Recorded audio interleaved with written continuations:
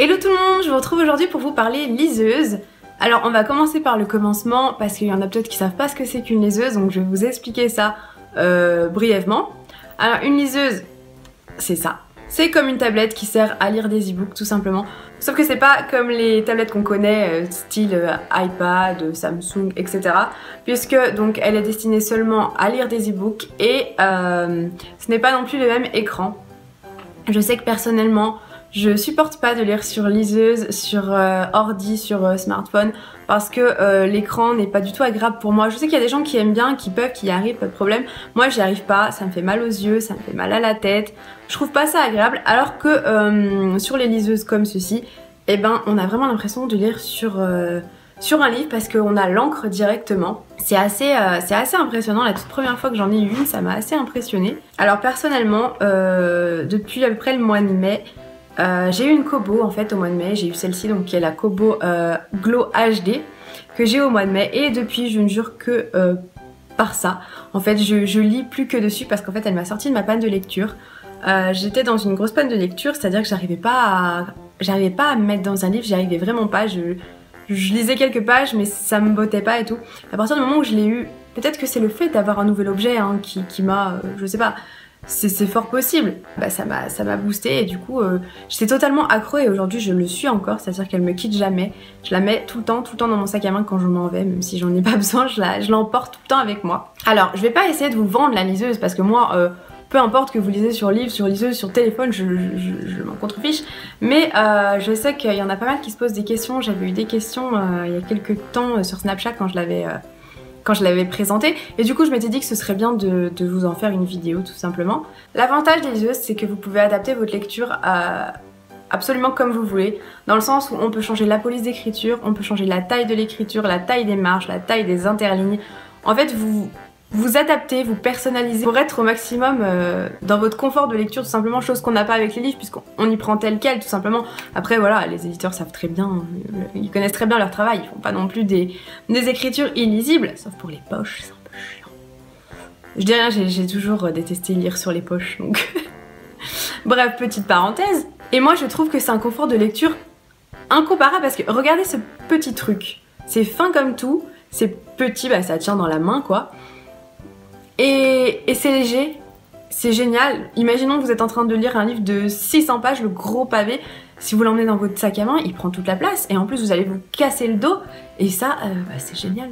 Vous pouvez mettre plus de, je sais plus combien, je crois que c'est 4000 e-books, je voudrais pas dire de bêtises, mais c'est des milliers d'e-books en fait qu'on peut mettre dedans. Et c'est assez fou de se dire qu'on peut transporter autant de livres. Personnellement, j'adore, je ne jure que par ça. Après, j'en ai testé deux personnellement. J'avais il y a 2 ans la Kindle, je l'ai toujours d'ailleurs, la Kindle de base, donc qui n'a pas l'éclairage, parce qu'il faut savoir que moi sur celle que j'ai, il y a un éclairage qu'on peut mettre ou ne pas mettre du tout, hein, c'est en fonction des pourcents, on peut aller de 0 à 100. Je pensais pas que c'était nécessaire à la base quand j'avais ma Kindle, voilà, quand on lit un livre, bah, le livre ne s'éclaire pas, on est bien obligé d'avoir une lumière, que ce soit une lampe de chevet ou une lumière au-dessus de nous. Donc je me disais, bah avec la Kindle c'est pareil, si je lis sur un livre j'ai besoin d'une lumière, donc là c'est pareil. Sauf que je vous avoue que depuis que j'ai la Kobo, bah, je trouve que c'est un petit plus. Je mets jamais très fort, en général je mets autour de 15-20%. Et je trouve que c'est très agréable parce que des fois, admettons, je suis sur le canapé, j'ai pas la lumière directement au-dessus de moi, bah c'est un petit confort de plus quoi, voilà tout simplement. Pour avoir un petit comparatif, même si c'est pas la même gamme, enfin c'est déjà pas la même marque, mais c'est pas non plus la même gamme puisque la Kobo que j'ai est un peu au-dessus vu qu'elle a l'éclairage. Je préfère la Kobo après avoir testé, voilà je préfère la Kobo. Pour une question personnelle, hein, c'est juste une question d'interface, de présentation, d'accueil, enfin de la présentation de l'accueil tout simplement sur la liseuse. Après je dois vous avouer que je trouve la Kindle plus réactive quand on ouvre un livre. Parce que c'est vrai que quand j'ouvre un livre sur la Kobo, il y a un petit temps de réaction. Après, quand je vous dis temps de réaction, c'est absolument rien, c'est juste vraiment pour chipoter, parce que c'est 5 secondes, 5-7 secondes, à vrai dire, je vous donne une petite fourchette. La Kindle, ce sera instantané, peut-être en 2 secondes, il va s'ouvrir. C'est vraiment une toute petite chose que j'avais remarqué et que donc, je voulais souligner. Mais après, c'est vraiment question de goût, en fait, tout simplement parce que ça va faire la même chose, hein. Ça va vous permettre de lire des livres, tout simplement. Après, il faut savoir juste une chose, c'est que si vous prenez la Kindle ne lit que les formats Mobi.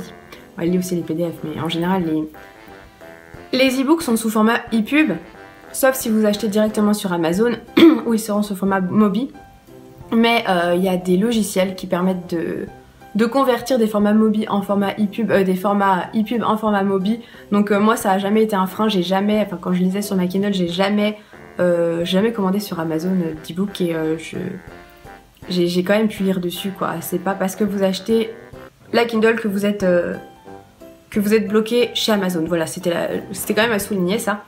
Alors que la Kobo, elle lit tous les formats, quoi. Après, ce que j'aime beaucoup, c'est pareil, c'est tous des petits détails, mais j'aime beaucoup. Sur les liseuses, on a les pourcentages de lecture. Et ça, c'est cool, parce que vous savez où vous en êtes dans le bouquin, si vous en êtes à 75% du bouquin ou quoi. Et moi, je trouve ça bien. Après, voilà, évidemment, si vous avez un livre de 400, je dis une connerie, hein, de 410 pages, et que vous en êtes à 320, bah, vous savez à peu près où vous en êtes dans le livre, mais bon, je trouve que c'est un petit plus. Moi, j'aime bien me dire, ah bah, j'en suis déjà là, ou ah, trop cool, ou alors il me reste tout ça. Voilà, c'est un petit plus que j'aime beaucoup. Il vous affiche aussi le nombre de livres que vous avez lus, combien d'heures vous avez lu sur votre Kobo. Voilà, moi c'est tous des trucs que j'aime bien. Faut savoir que la batterie, c'est pas comme une batterie de téléphone, c'est pas comme une batterie d'ordinateur, c'est une batterie qui va durer 2 mois. Si vous la chargez à bloc, que vous lisez tous les jours dessus, elle vous durera 2 mois, j'ai fait le test. Elle va me durer plus de 2 mois d'ailleurs. Pas en lisant intensivement tous les jours, mais en lisant un petit peu par-ci par-là dans la semaine ou quoi. Elle m'a tenu pratiquement 3 mois d'ailleurs, pour vous dire. Je trouve ça exceptionnel, moi je trouve ça génial. Et voilà, c'est cool. Donc autant vous dire que niveau énergie, je ne consomme pas beaucoup, hein. Je sais pas si j'oublie quelque chose, parce que comme d'habitude, j'ai pas fait de liste sur les thèmes à aborder. Mais si vous avez des questions ou quoi, n'hésitez pas à les poser, ce serait vraiment avec plaisir que j'y répondrai. Et si vous êtes toujours là, eh ben j'ai une surprise pour vous. J'ai une Kobo Aura édition 2 à vous faire gagner.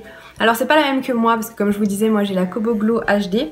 Mais c'est encore une édition qui est sortie récemment, là je crois au mois de septembre, un truc comme ça. Et je suis super contente de pouvoir vous faire gagner cette Kobo là, parce que l'édition Aura, la Kobo Aura édition, la première édition, j'aimais pas trop. J'aimais pas trop le fait que les bords étaient dans la continuité de l'écran, voilà, ça faisait plus type iPad, même si c'est différent, mais j'aimais bien avoir un contour. Quand ils ont sorti celle-là, je l'avais repérée à la Fnac, je l'ai trouvée super chouette. Je me suis dit, quand la mienne va lâcher, je prendrai celle-là. Et puis du coup, je suis super contente de pouvoir vous faire gagner celle-ci. Alors toutes les modalités sont en barre d'infos. Il y aura tout, répertorier tout ce qu'il faut faire. Faudra m'envoyer un email à l'adresse que je vais mettre. Alors ne vous trompez pas, parce qu'il y a une adresse tout en bas, mais c'est pas à celle-ci qu'il faut m'écrire. C'est bien à celle que je vais préciser au début de la barre d'infos.